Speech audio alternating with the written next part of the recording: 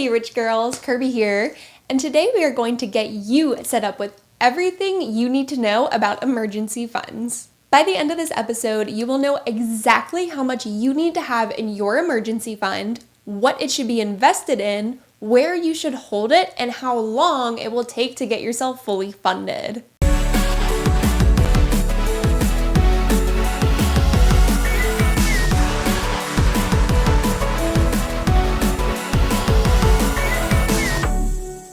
This is Rich Girl's Guide, where we demystify the world of personal finance to help you create a financially successful and fulfilling life. I'm your host, Kirby Delicano, and I worked in wealth management for over 6 years before leaving the office to focus on my business and my family. Let's jump right into it. How much should you have in your emergency fund? If you listen to anything finance or money related, you probably already know the pre-canned response.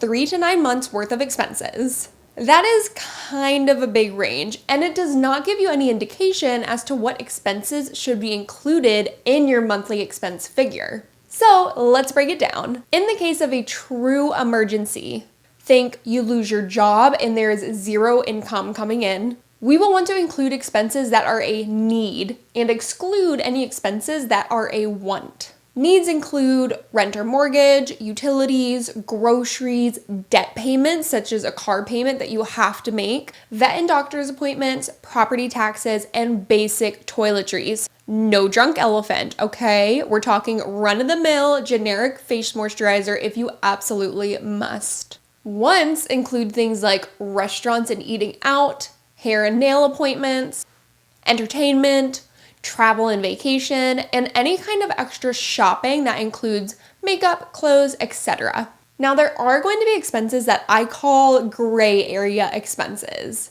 These are things that are technically wants, but are really difficult to skip payments for only a few months while you are in this emergency period.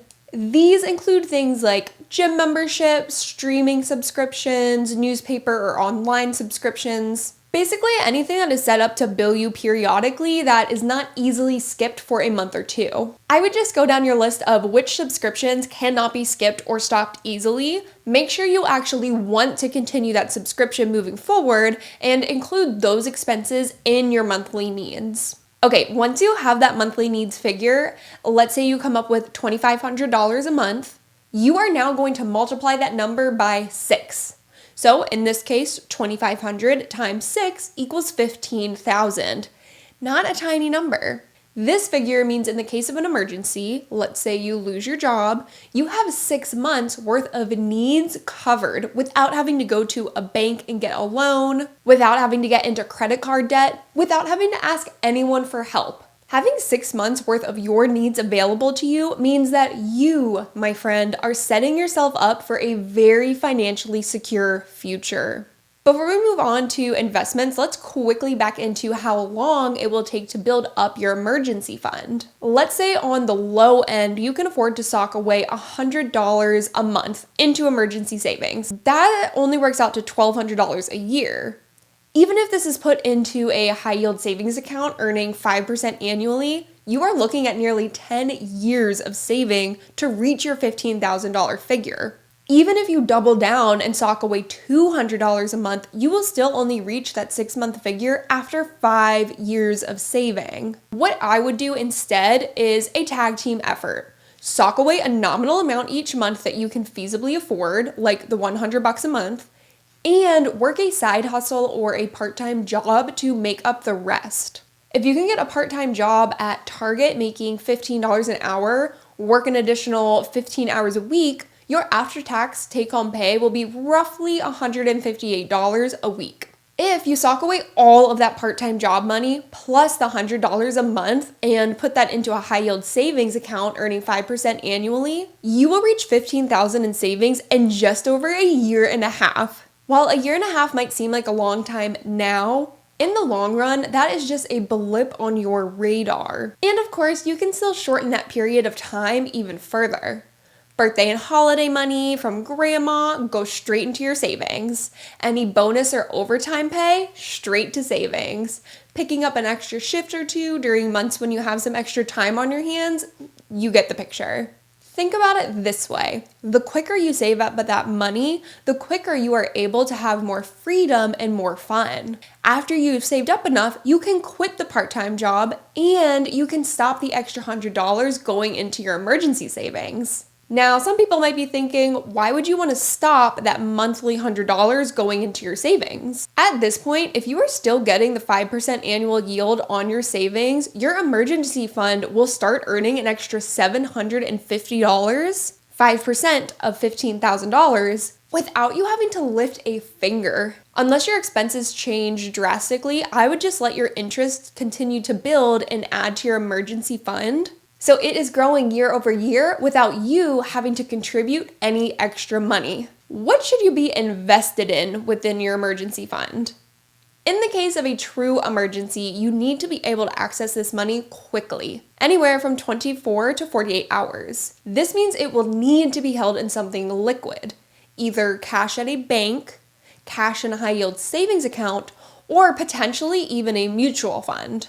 Now, some of you may have just side-eyed me when I mentioned mutual funds. The only kind of mutual funds you should be invested in within your mutual fund are cash alternatives, like a money market fund. Pretty much any financial company you are looking at or have money with will have a money market option. Fidelity, Charles Schwab, Vanguard, you name it, they will have one. So if you already have a brokerage account, not a retirement account, because again, we want this cash available to us now, you can invest your emergency fund into a money market mutual fund so that you are earning a bit more than your typical high yield savings account. If you do decide to go this route, just make sure to look at the expense ratio of the specific mutual fund, and as long as it is not too expensive, think 0.5% or less, and the 1-year return is more than what you would get in a high yield savings account online, then there is no red flag there for me. If you would rather hold your emergency fund in cash, I would recommend utilizing a high yield savings account, which is actually what I use for my personal emergency fund. The online banks tend to have higher rates than your typical brick and mortar banks, at least in recent years. And you can typically find different online banks offering sign-up bonuses or even higher rates for a short time frame to attract new customers. I personally use Ally Bank, which has these things called buckets that you can use to separate out your cash into different goals or categories. This way, we can hold all of our short-term savings in the same account, but separate out our money into different objectives. For example, we have a bucket for our kids' savings, a bucket for our emergency fund, a bucket for taxes. We have a lot of buckets, okay? Having them separated out on the Ally Bank app has been super helpful because previously I had just been using a janky Excel spreadsheet and was manually updating it every time we had to move money around in our savings account and our checking account. Not to mention, we were literally making $3 in interest on a monthly basis, even though we had tens of thousands of dollars sitting in that savings account. Now we are making 4.35% annually, which will earn us well over $1,000 in just one calendar year. I actually have a little treat for you today. I have a referral link. If you use my referral link for Ally Bank, you can get up to a $125 bonus from Ally to get you started on your savings journey. Now, you do have to open an account with them and deposit $50 into a savings account by March 1st in order to take advantage of this bonus. But think about how much you can grow that account when you get started with $125 in free money. Full transparency, I will get a small kickback if you use my link. But I would not be recommending this company if I did not use them personally and love them myself. If you don't go with Ally, there are plenty of other great options you can use when it comes to high yield savings accounts. Just do some research, crowdsource from family and friends to see what banks they use and love, and make sure you are using a bank with a high annual yield. Where should you hold your emergency fund? Once you've decided on the investment you are most comfortable with, that will help dictate where you should hold your emergency fund. If you decide to go the mutual fund money market route, I would first look at where you hold any brokerage accounts. If, for example, you have a Roth IRA with Vanguard, check out Vanguard's money market options. If there is something that catches your eye, like the Vanguard Treasury Money Market Fund that has a 7-day yield of 5.28%, I don't see any reason why you shouldn't open an individual brokerage account and purchase into that money market fund. Just make sure you have your bank account linked so that in the case of an emergency, you are ready to liquidate funds needed and transfer to your bank as quickly as possible. You will also want to double check for any initial minimum requirements. Again, looking at the Vanguard Treasury Money Market Fund, they list that you need to invest a minimum of $3,000 initially. So this may be a barrier to entry for some folks, or at least until you get your emergency fund a little bit beefed up. If you instead decide to go the high yield savings route, I would look at online banks. I mentioned Ally Bank, but some other options are Millie Bank that currently offer a 5.5% annual yield. SoFi Bank is offering 4.6%. Or Synchrony, which is currently offering 4.75%. There are going to be a ton of options out there, so just check out their ratings, make sure they won't be charging you a monthly maintenance fee or have large minimum deposit requirements, and see if any of them are offering sign-up bonuses or higher rates for new customers. I would steer clear of your traditional brick and mortar banks as their savings accounts typically offer really abysmal rates and will charge a higher than normal monthly maintenance fee if you don't follow a strict set of rules that they hide somewhere on their website. When should you use your emergency fund? I keep using the lose your job scenario in this episode because that is one of the easiest examples to use. But there are endless possibilities of what could constitute an emergency. If your car breaks down and you need a car to get to work and you need to pay $5,000 to the mechanic for repairs, that's an emergency. If you have a house fire and need to pay for hotel, food, etc. while insurance is getting sorted out, that constitutes an emergency. If you are asked to be a bridesmaid and find out that you're expected to pay $2,000 to help throw a bachelorette weekend in Vegas, that does not constitute an emergency. You can either save up money before the trip, forego something else in your budget, or you can politely decline the invitation. As a side note, credit card debt, something that is built up over time primarily due to bad money habits, is typically not an emergency. If you are chronically outspending your income, living above your means, you should not be using your emergency fund to bail you out.